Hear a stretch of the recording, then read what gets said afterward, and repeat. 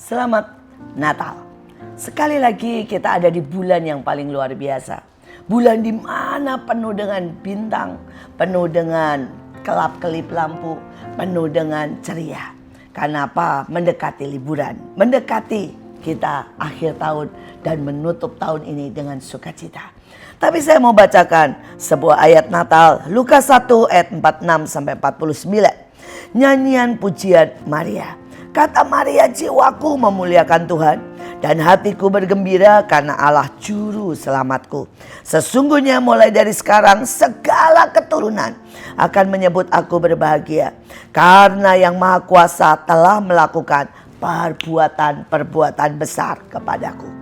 Saudara, hari ini saya mau bicara tentang cara pandang. Ada begitu banyak orang memiliki cara pandang yang salah, saudara. Mereka memiliki cara pandang kepada masalah. Ketika mereka dimaki, mereka merasa mereka korban, fiktif. Saudara, ketika mereka mengalami atau diberi tugas, mereka mengatakan mereka adalah orang yang diperbudak. Ini adalah cara pandang yang salah. Tetapi seorang pemenang akan memiliki cara pandang yang benar. Ketika ada orang yang menyakiti, dia berkata, ini waktunya aku mengampuni. Dan akan ada saluran kasih, mezbah yang naik, dupa, saudara, pengampunan yang akan memberkati Tuhan. Saudara, ketika dia mengalami orang memaki, memfitnahnya, dia tidak berkata bahwa dia fiktif. Tetapi dia berkata, ini kesempatan menunjukkan bahwa sayalah pemenangnya. Saya adalah orang yang bisa mengatasi keadaan. Saya tangguh bersama Tuhan. Saudara, dan ketika ada beban-beban berat, bahkan tugas yang tiba-tiba ditimpakan dalam hidupnya, dia tidak berkata ini tidak adil. Tetapi dia berkata, ya, ini waktunya melezat. Karena inilah panggung. Inilah momen di mana kita akan terus naik. Karena orang berkata, taruh apa saja di tangannya, maka berhasil. Sekali lagi, ada cara pandang. Dan cara pandangmu itu menentukan seberapa engkau maju. Cara pandangmu membuat engkau bisa naik dan terus naik. Atau membuat engkau terus turun dan makin terpuruk. Sekali lagi, cara pandang yang membuat Tuhan dan pemimpin dan orang sekelilingmu akan melihat binar di matamu. Atau orang akan melihat betapa depresi, tertekan dan kesedihan di matamu. Itu adalah cara pandang. Dan Natal mengajari kita tentang cara pandang. Hari itu Maria mendapat sebuah beban yang sangat berat. Saudara, tiba-tiba dia mengandung. Dan dia mengandung juru selamat. Tapi siapa yang percaya? Siapa yang akan percaya berkata bahwa oh, ada perempuan mengandung dari Roh Kudus? Siapa yang akan dengar juga? Maka apa yang ada dan dihadapi oleh Maria adalah satu, reputasi namanya akan hancur. Semua akan berkata dia perempuan murahan, dia diperkosa atau dia mengalami sesuatu yang mengerikan. Saudara, reputasi yang kedua, orang akan berkata, ada apa sehingga hamil di luar nikah? Kemungkinan yang selanjutnya adalah ditinggal oleh Yusuf. Saudara, kemungkinan yang selebihnya lagi, saudara, dia dilempari batu karena dia didapati berzina. Seharusnya hari itu Maria tertunduk. Seharusnya hari itu Maria depresi. Dan hari itu mungkin Maria harusnya menangis terseduh-seduh.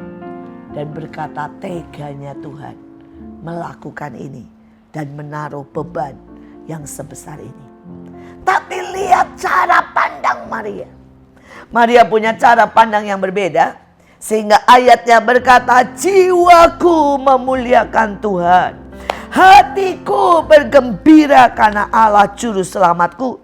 Sesungguhnya mulai dari sekarang segala keturunan akan menyebut aku berbahagia. Karena yang Maha Kuasa telah melakukan perbuatan besar kepadaku. Wow. Saudara, mari kita bongkar habis apa yang Maria buat. Ada 5 hal yang dia lakukan. Dan 5 hal ini sudut pandang dan cara untuk menghadapi tahun depan. Tantangan, pergumulan yang membuat saudara keluar menjadi pemenang. Saudara, cara yang pertama adalah pujilah Tuhan. Maria memilih memuji Tuhan di saat stres, di saat tantangan, di saat kemustahilan. Pujilah Tuhan. Saya teringat kepada apapun yang saya hadapi. Saya sering menghadapi kekurangan uang. Saya sering menghadapi yang namanya tantangan mau dibunuh. Saya pernah menghadapi saudara keadaan yang sangat sulit, di mana saudara tidak ada sama sekali pertolongan, dijepit dari segala arah. Tapi itu selalu momen-momen saya memuji Tuhan. Ada satu peristiwa yang saya tidak pernah lupakan. Hari itu kami mau diserbu karena sebuah kesalahpahaman, dan itu juga mendekati Natal. Kenapa? Kami mendapat bingkisan Natal dari luar negeri. Jumlahnya puluhan ribu, dan kemudian mereka bungkus semua sangat bagus. Dan kemudian kami bagikan langsung ke semua anak-anak. Tanpa kami tahu dan kami tidak bisa memeriksa karena itu sudah dibungkus dengan sangat bagus dari luar negeri. Ternyata di dalamnya saudara ada yang menaruh saudara Alkitab kecil. Ada yang menaruh ballpoint dengan gambar Yesus. Ada yang menaruh saudara buku dengan tulisan Yesus love you. Dan ketika sampai ke beberapa anak yang berbeda agama, itu menjadi sumber masalah. Mereka berkata tidak boleh memberikan hadiah yang seperti ini kepada orang yang berbagai agama. Dan menimbulkan mereka diserbu saudara. Dan mereka juga akhirnya memanggil kami. Dan mereka tahu, mereka memutuskan hendak menyerbu kami. Ketika mereka mau melakukan hal itu, saudara, polisi berkata kami tidak bisa apa-apa. Kami tidak bisa untuk menghalangi atau menyetop karena peristiwa ini menjadi sangat-sangat viral dan membingungkan mereka. Dan hari itu saya tidak tahu mesti berbuat apa. Kami memutuskan memuji dan menyembah Tuhan. Dan ketika kami memutuskan memuji dan menyembah Tuhan, kami bahkan tidak bisa lagi sama sekali mencari jalan keluar. Kami coba berkata kami memutuskan memuji Tuhan. Kami memutuskan percaya Tuhan adalah juru selamat. Dan ketika mereka kumpul dan mereka mulai berjalan. Mereka berjalan mencari tempat kami. Dan mereka berjalan dengan sangat marah. Mereka hendak menghancurkan saudara tempat kami. Tapi yang ajaib ketika mereka sampai di depan rumah kami. Ketika mereka sampai di depan di mana tempat base camp. Mereka tiba-tiba duduk. Mereka tiba-tiba berkata, kita istirahat dulu. Mereka tidak tahu kalau itu adalah tempat kami. Mereka bilang kita cari lagi nanti. Tapi sekarang kita istirahat dulu. Pumpung ini halamannya besar. Dan mereka mulai duduk di situ. Mereka merokok, mereka tertawa, mereka ngobrol. Tiba-tiba mereka berkata, kenapa kita mesti marah? Itu kan cuma soal hadiah. Itu sampel. Dan biarkan mereka memberi hadiah. Kalau kita tidak suka kita buang. Tiba-tiba ada timbul pengertian yang ajaib. Dan mereka bubar pulang dengan sangat ajaib. Sejak hari itu mereka tidak pernah muncul lagi. Dan mereka berkata biarkan mereka memberi hadiah. Biarkan mereka memberi makanan. Kalau kita tidak suka kita buang, selesai. Tidak usah dihebohkan. Tidak usah dipermasalahkan. Nanti menimbulkan kerugian yang sangat banyak. Saudara, kita lihat Yesus juru selamat. Dia bisa merubah situasi yang sangat buruk hanya dengan apa? Pujian. Tapi apa yang dilakukan Maria lebih itu? Saudara, dia bergembira. Alkitab berkata sukacita oleh karena Tuhan itulah kekuatan. Mari bergembira dalam segala keadaan. Yang ketiga apa? Dia mulai berdeklarasi saudara. Dia berkata mulai hari ini segala keturunan akan menyebut aku berbahagia. Bagaimana dia tahu?